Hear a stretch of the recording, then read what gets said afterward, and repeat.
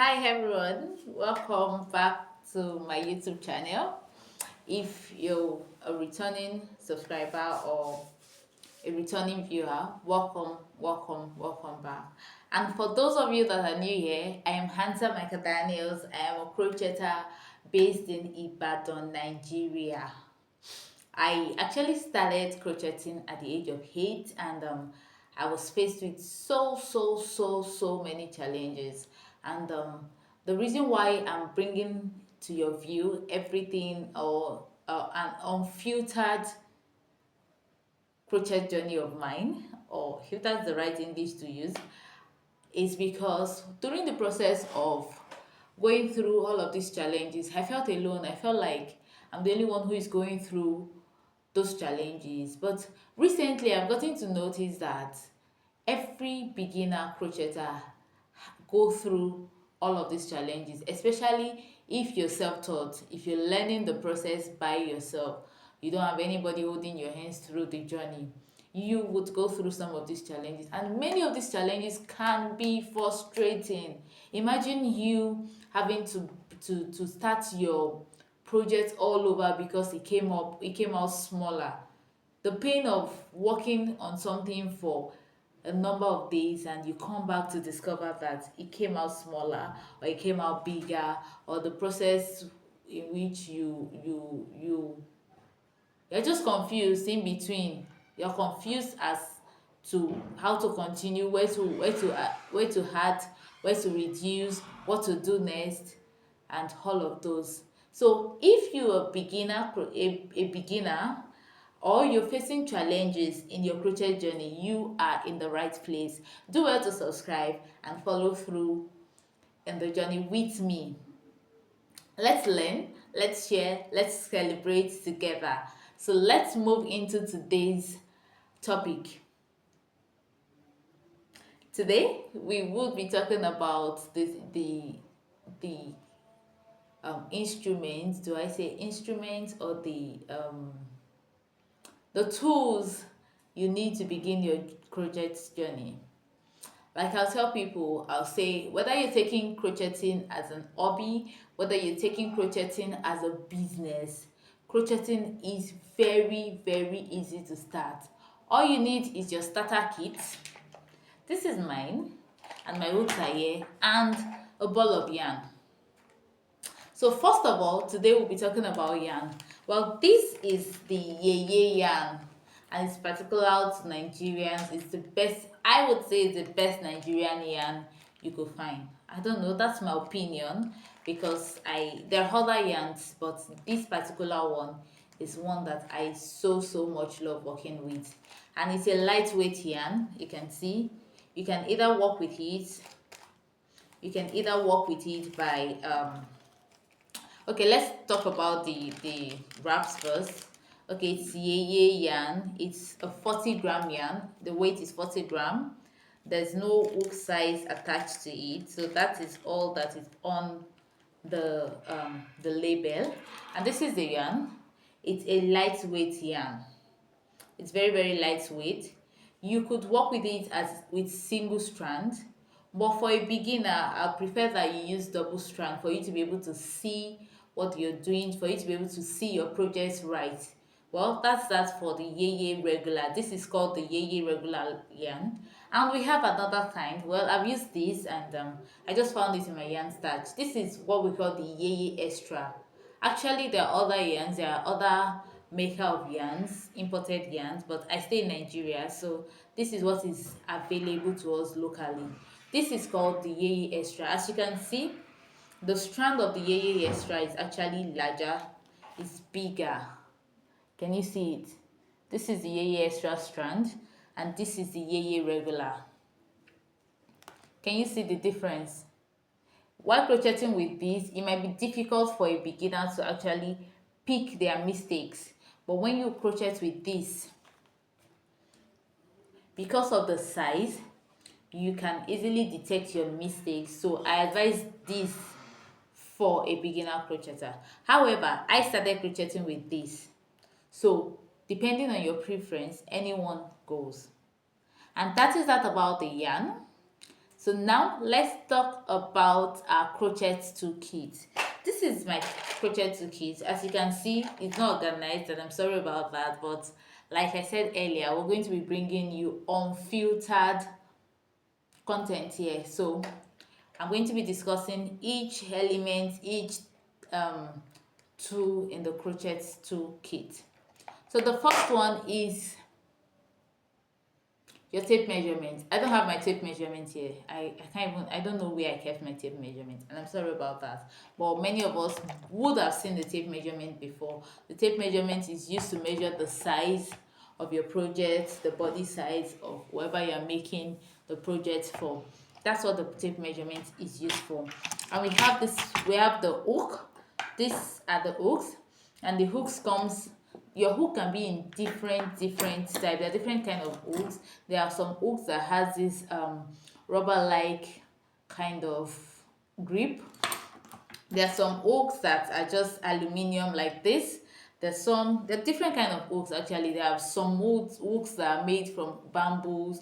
Depending on your preference, hook is hook, right? Depending on your preference. But I'll advise that when you're working on your project, if you start your project with this particular hook, please don't change to this, because the cut for a 5mm hook of this can be different from this. Can be slightly different actually. So whenever you choose your hook, the hook you're using for a particular project, make sure you follow through with that particular hook all through the project.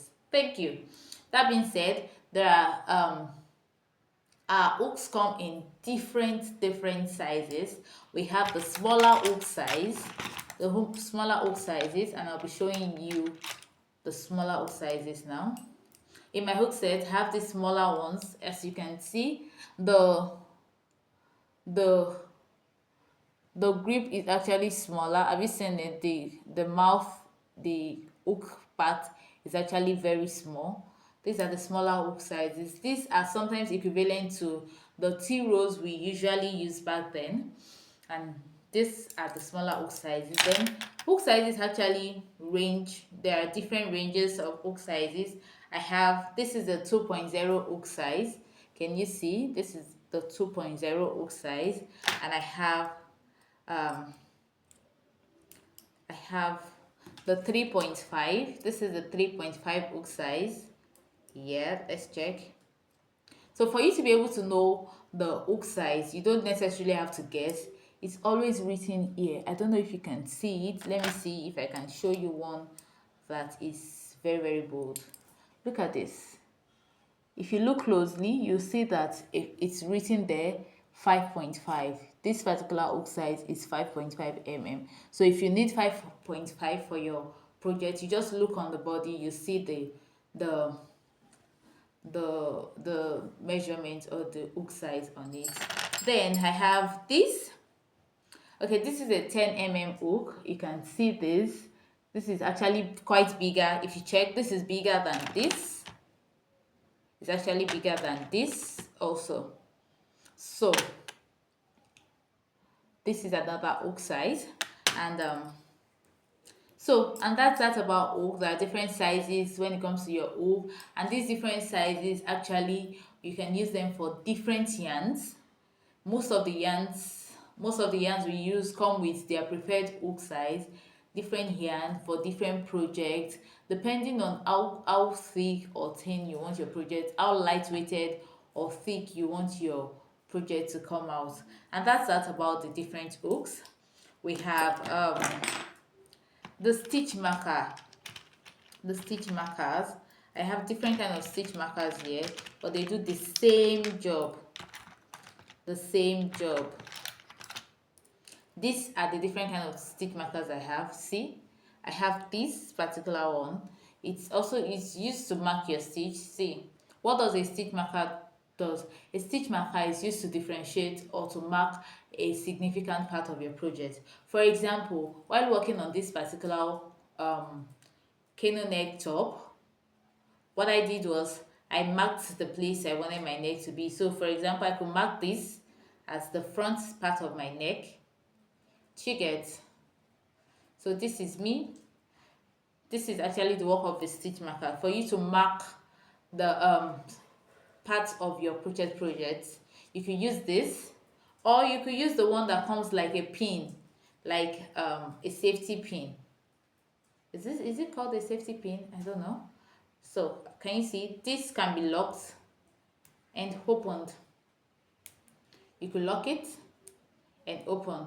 So the moment you put it on your project like this, can you see you locked it in? Oh, sorry, you lock it in. Now it's locked in. It means that you've marked that particular stitch, whether you want to increase on the stitch or you want to decrease on the stitch, or you just increase on it or you just decrease on it. This stitch marker help you to know help you to mark significant stitches, whether you want to increase, you want to decrease, you want to make your neck, that's what you want to make your armhole. That's what you use the stitch marker for. The stitch marker is used to mark significant stitches on your work. And if you don't have a stitch marker, not to worry, you could use your hairpin, you could use another shade, another color of yarn to mark your stitch. And that's for the stitch marker. I have here again, I don't know what this should be thumb something. I don't know the full name for this, but it's used to protect your thumb. I use it to sometimes guide my tension. So what I do when I want to use it to guide my tension, my working tension, is I pick my yarn, I put it into my yarn, I put my yarn into the thumb breast, and I just put it like this.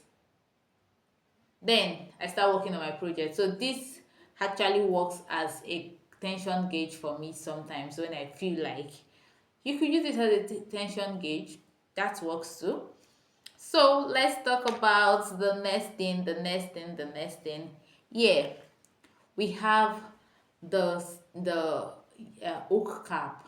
What is this hook cap used for? For example, I'm going to be using this this top I'm putting on as a sample.